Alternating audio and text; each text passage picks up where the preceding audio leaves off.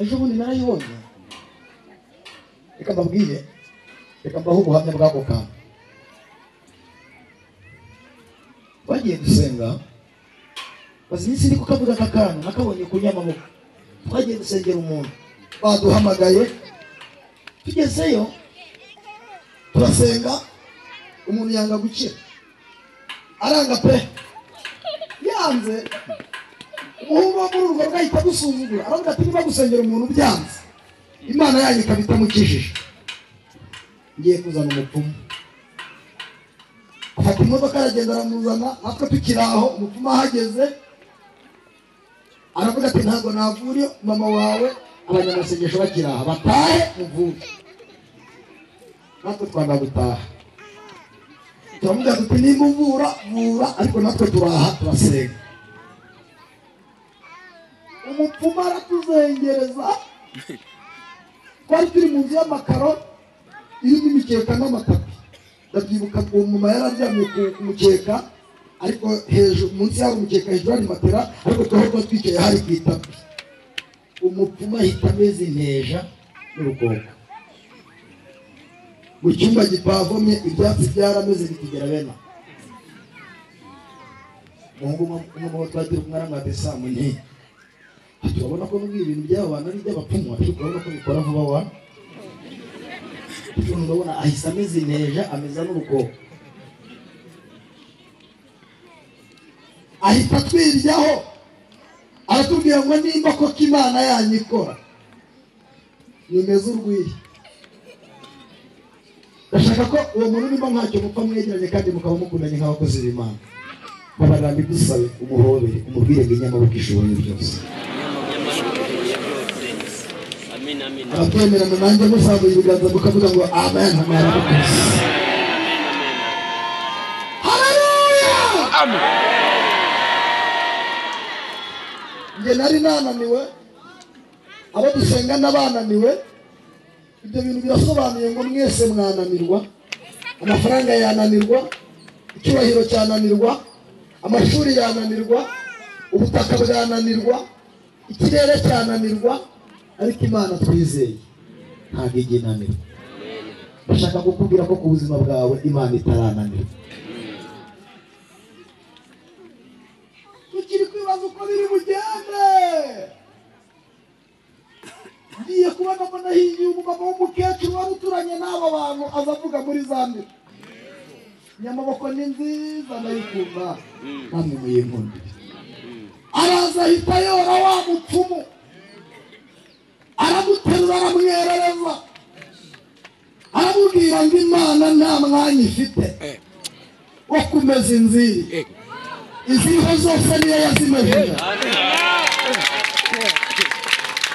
Ahita amubwira ngo nawe nakuzanye aha ngo uzaba umwe mu bantu bazajya bagenda bavuga ko ndi Imana ishoboye byose. Mwanabaye mugatera haleluya, amaboko yayo nta muntu adaterura. Haleluya. Uwo munsi arihana, tumuhuza na Yesu.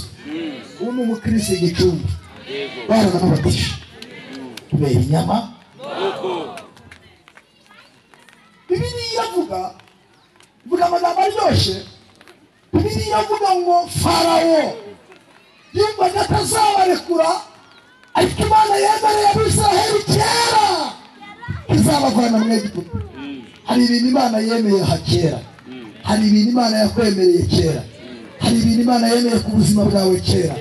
Ikomanga uvuge ngo bizaba byose kuko yabivuze niyo kwiza. Bizaba bizaba kuko yabivuze ari Nyamaboko. Uvuga ngo bizaba basigira ngo bizaba, izerana nanjye uvuga ngo bizaba, yabivuze ni Nyamaboko. Uwo munsi Imana ibwira Mose ngo nashaka kuvana Abisirayeli mu Egiputa nkabajyana i Kanani. Ukunda Imana, mukunda Nyamaboko, muyikorere muzunguka. Buri muntu wese agira ishaka mu murimo w'Imana, Inyamaboko mukorera irahemba ntabwo ijya yandura. ufite n'intego nziza yo kubaka, mugende mwubake. Iyo mwubakira simbwa, burya mwubaka yakwiyubakira, burya mubikora yabyikorera, ni ukugira ngo gusa ibaheshe ibyo baba bingiye. Kuko ubindi kuvuga ishoboye kubivuga kundusha. Muranyumvise? Muzi ko burya niyo mutura ibiri kugiturisha ibirebamo, niyo uvunjisha kugira ngo uyibe nabwo ibirebamo. Kandi byibutse mw'abantu mwe, impamvu dutura iruta ituro. Ntabwo munyumvise? Impamvu dutura iruta ituro. Mwabivuze iruta ituro. Yawe impamvu mpaye mwarimu inka iruta inka. Basi muzantegurira abantu bakuru bari byigisha. Yewe inka mwarimu, ntabwo impamvu mpaye mwarimu inka ingana nk'inka, ahubwo inka mpaye mwarimu impamvu nyimuhaye iruta inka. Amafaranga utanze wubakira Imana ni make cyane ku bintu Imana yagize gute yakoze. Ituro utanze ntabwo ringana n'ibyo Imana yakoze. Nuko gusa uvuga uti Imana uranzi, ariko akiri ituro ry'uko yiri amahoro. Bose Imana iramubwira ngo genda ubwire Abisiraheli ko ngiye kubavana mu Egiputa, ariko Mose ngo nazana amagambo menshi kugira abantu muyazana. Ngo arayibwira ngo ningera kwa Farawo nzamubwira ko wowe untumye urinde. Biramubwira ngo uzamubwire ko nitwa ndiho, natabyumva uzamubwire ko ndi Imana ya Aburahamu na Isaka na Yakobo, natabyumva uzamubwire ko nitwa uwo ndiwe. Wapigiye ni wewe wambaye wewe kurude ngangwe wowe uri mukuru ahari wiyumva ko ari umwana azaho muri iyo korali. Shawa bamutse nk'umusore wagira ngo yambugiye kuko nayo hanyuma ngo barafatana. Imana ibwira Mose ngabwira Uwiteka ati mvuga ndi Imana, nshakira umuntu tuzajyana uzi kuvuga we n'inyoza nimukubita Aroni. Nta mwanya mfite ngo babwire ko Aroni atari mwiza, nigutuma uzagenda wenyine. Ariko ngahagurukana na Aroni ngo barajyana, ariko Aroni ngo aje ngabwira Mose ati tukigerayo ni ukubwira Farawo akabarekura yatinda, Imana ikamumena. Ngo bari bafite inkoni iri he? Nta murishyo koko. Za ngoma mwakubitaga nta murishyo zifite, inimwe ntacyo. Uribuka ko Imana yabwiye Mose ngo ufite iki? Yashyira inkoni hasi ikaba inzoka, akongera akayifata bikongera bikaba inkoni. Ngo ako kantu yagahagurukanye avuga ati yigera kwa Farawo, atinda kumva Imana ishyira inkoni hasi ihinduka inzoka atiti arekura Abisiraheli. Ngo Aroni akabwira Mose ati kandi Mose nitumubwira ko ari ndiho nabyumve, tukamubwira ko ari Imana ya Aburahamu nabyumve, shyira inkoni hasi vuba vuba tuveyo tudatinze. Barahaguruka baragenda, munyikirize haleluya amen. Ngo bageze kwa Farawo baramubwira ati Farawo ndiho yavuze ngo ubarekure. Farawo nawe akamubwira ati nanjye ndiho. Ati ni Imana ya Aburahamu na Isaka na Yakobo. Farawo aravuga ati ayo mazina yacyuye igihe. Ngo Aroni Mose ati wivuga amagambo menshi, shyira inkoni hasi. Ngo afata inkoni ayishyira hasi. Murandeba mwese? Ngo afata inkoni ayishyira hasi. Ayishyize hasi, inkoni nayo iramukundira ihinduka inzoka. Ndeba babwira ikintu cyantangaje, ngo bibwiraga ko Farawo agiye guhita atitira bose akabarekura. Ngo Farawo arabareba araseka, ngo ahita ababwira ngo ibyo mukoze ni iby'abana. Ahita ahamagaza abapfumu, abacuriye n'abakonikoni, nabo ngo baza bafite inkoni. Ushize inkoni hasi wese ihinduka inzoka, ushize inkoni hasi wese ihinduka inzoka.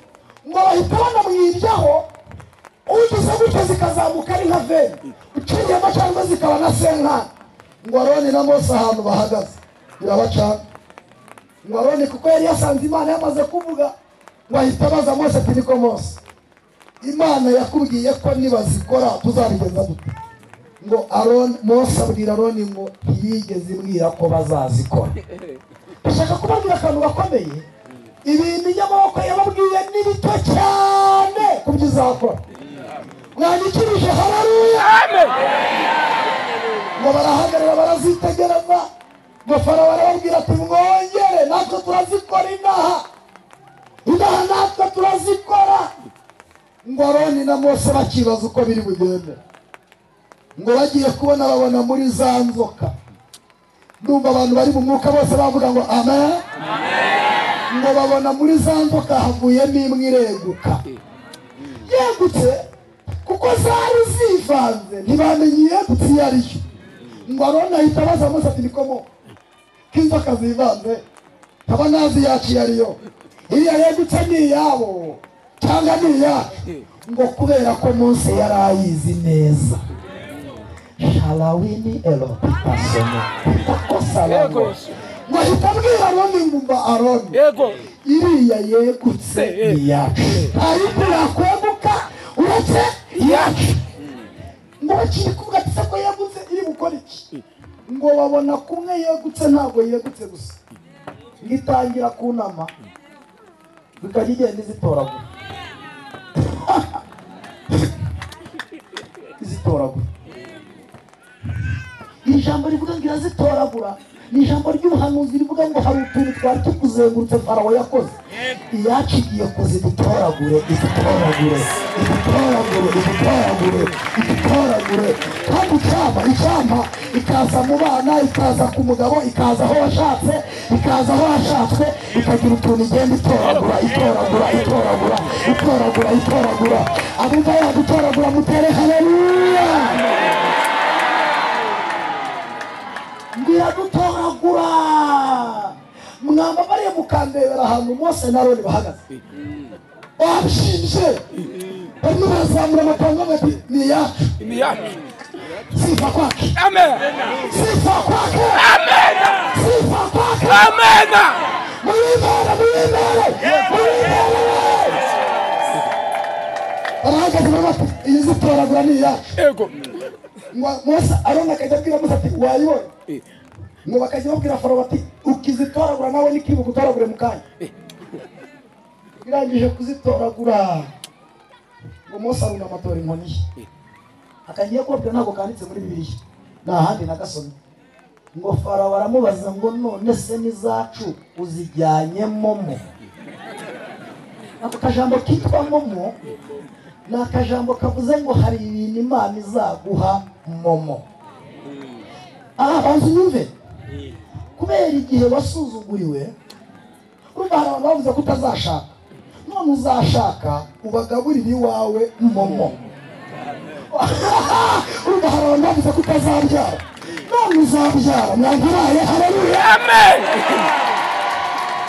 urumva hari abantu bavuze ko utazakira none uzakira ubahe ku mafaranga yawe barira iwawe momo mbega ndaguhanuriye ibintu byose byakuzengurutse bikavuga ko bigutesheje agaciro uzabitunge momo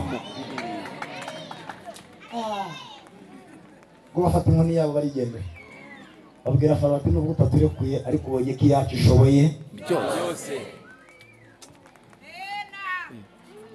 bari ko mugisha ngo baragenda ariko umunsi Farawo niwe yabarekura ibyo bicari mu byihorere ndashaka kugera mu kimenyetso cya nyuma twari gusiga amaraso ku nkomanizo z'imiryango bakabaga umwana w'intama cyangwa w'ihene bagasiga amaraso ku nkomanizo z'imiryango kugira ngo umurimbuzi atabarimbura ndashaka kubitaruka byose hanyuma ahubwo nimurebe bamaze gusiga abana b'imfura bapfuye ikintu cyose cy'imfura gipfuye Imana ibwira Abisirayeli ngo nimwikorere ibintu byanyu ngo Farawo wavuze inzogera aravuga ngo Abisirayeli bose bari muri iki gihugu basohoke muri iki gihugu ryari isezerano risohoye Imana yari yaravuze ngo bazabarekura no kubirukana bazabirukana bikorera ibyabo rero babareba bikorera ibyabo baragenda bavuga bati uri Imana mana wabaye Imana cyama Farawo akakurekura haleluya uzaririmba ngo iki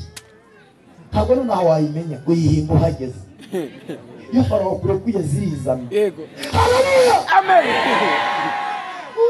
hari indirimbo nziza Farawo akikurekura kumva mbere papi wahaga inyama indirimbo zarizanaga tutaranazitaba zitetse ukajya wumva waririmba kuko papa yahashe inyama gusa Farawo yakure ko indirimbo zizizana bwira uwo muntu mwegeranye ngo wikwirirwe uzihimba zizaza indirimbo zizaza ntabwo bene izo bazihimba ntabwo wabona uko uzihimba zirizana ngo batangira kuririmba bati aka wakabonye mama uretse ko ntaranamenya ngo ni agace tuzatugira ukundi kuntu turi imana abana wabaye imana